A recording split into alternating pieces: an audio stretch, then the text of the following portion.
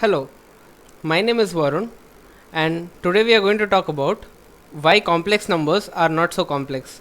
So, in this talk, I will be defining what a complex number is and how to represent it geometrically. First, let us talk about real numbers.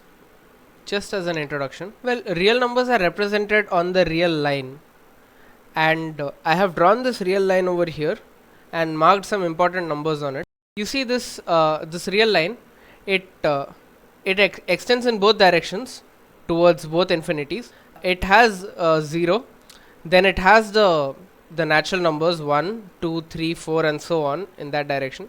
It has the negative numbers, in particular the negative integers -1, -2, -3, -4. It has a few rational numbers, fractions, so 1 by 2, 9 by 4, -2 by 3. And it also has irrational numbers such as root 2, pi, minus e being the Euler's constant, and minus e is also an irrational number. So this kind of gives us a good picture of the real line. And of course there are infinitely many numbers over here. There are infinitely many rational and infinitely many irrational numbers. So now the reason why we come to complex numbers is that we have the concept of equations, and of course when we say equations, here we mean one variable equations. For example, x square minus 5 is equal to 0. This equation we know has two solutions. We call them the roots of x because this is a quadratic equation, and the two solutions are x is equal to plus root 5 and minus root 5. Okay, and both of these we know are real numbers. Similarly, if we take the equation 3x plus 1 is equal to 0, we know that x is actually equal to minus 1 by 3, and this is also a real number. So we say that both of these equations, x square minus 5 equal to 0 and 3x plus 1 equal to 0, can be solved in reals. Okay, but are there examples of equations which cannot be solved in real numbers? Well, yes, there are, and they are what we are going to use to study complex numbers and to define complex numbers. More importantly, first we will have to define them. Let's consider x square plus 1 is equal to 0. Well, this would mean x square is equal to minus 1. Okay, but we know that the square of any real number has to be positive. So x square equal to minus 1 cannot be solved in reals. I'm just writing it all in caps to emphasize it because it is important to see this. So then what do we do? I mean, we are kind of stuck, right? We have encountered an equation which we cannot solve in real numbers. Also, you might be wondering, what is this guy even talking about? I mean, how can we ever solve x square is equal to minus 1? Well, it's important to remember that we can, if we want, expand our definitions and include more numbers than real numbers. Not everything needs to be restricted to real numbers. For example, what do we do in this case is that we assume the existence of a number, I will call it I, such that the st stands for such that I square is equal to minus 1. Well, this is absurd, you might say. I cannot even be a real number. It's true, I is not a real number. In fact, I is what many people, including me, call an imaginary number. Now, if I were to represent I, where could I represent it? I mean, there's no space in the real line to represent it. So, well, I choose to represent it somewhere over here, right above 0. Okay, let me try to evaluate what root minus 4 is.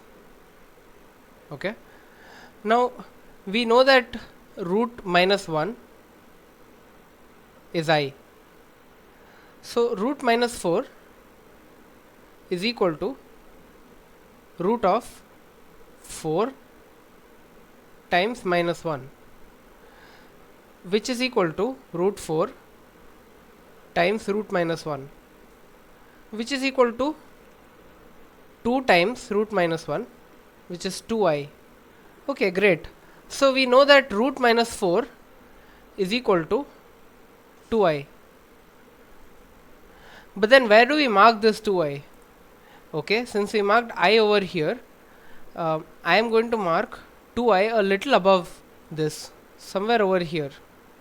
And you get the general picture of what is going on here. And now you can guess that if I take root of minus 9, that is going to be 3i. And where will 3i be marked? Yes, you guessed it right. It's going to be marked somewhere here. And thus, we can complete this line starting from 0 and extending upwards, on which all these numbers lie. By all these numbers, I mean I, 2i, 3i. In fact, in general, if b is a real number and b is positive, then bi lies on this line. Now consider, let's consider another number. Let's consider minus I. Let's talk about what the square of minus I is going to be. The square of minus I is going to be the square of minus 1 times the square of I. Okay. But we know that the square of minus 1 is plus 1. So this is just going to be equal to minus 1. Okay. So we see that I square is the same as minus I the whole square. And so x square is equal to minus 1 will have two roots I and minus I. So where should we mark this point minus I? Again, we follow the same thing that we did when we were thinking about the real line. And instead of marking it anywhere over here, because this is reserved for positive numbers being multiplied by I, we mark it below. Let's say over here. So here is where minus I will go. And again, we'll have the same symmetry here, minus 2i and so on. And now we take a line and we complete this as well. And this also extends infinitely below. So of course, this does not just contain integral points, it also contains, I'll mark it here, let's say 7 by 2i. Over here it might contain minus pi times I. Minus pi times I happens to be negative of the square root of minus pi square. This can be easily seen. In general, we can take the square root of any real number. If the real number is positive, then the square root will lie in the positive x direction. If the real number is negative, then the square root will lie in the upward direction on the imaginary axis. So let me just define these two terms formally. This is the imaginary axis, imaginary line if you will, and this is the real line.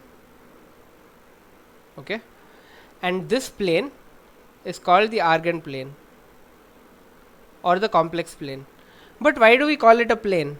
It's because we can add these numbers. We can add numbers which are purely real and numbers which are purely imaginary to get complex numbers. I'll explain what I mean. Let's say A and B are real numbers. Then A plus B times I is defined to be a complex number. Where does it lie in this plane? Where does it lie in this picture? Well, of course, that depends on the value of A and B. But let's say A was equal to 3 and B was equal to 1. So the number that we are talking about is 3 plus I. Where does 3 plus I lie? Again, it's not hard to see that if we take the real coordinate as 3 and the imaginary coordinate, that's the coordinate on the imaginary line, as 1, they intersect to give us this point, which is actually 3 comma 1 in this grid or in this graph if you will. Okay, so this point, and this point is 3 plus I. In other words, it is 3 comma 1. Okay, so any point A comma B over here can also be seen as the complex number A plus BI, and these are what complex numbers are.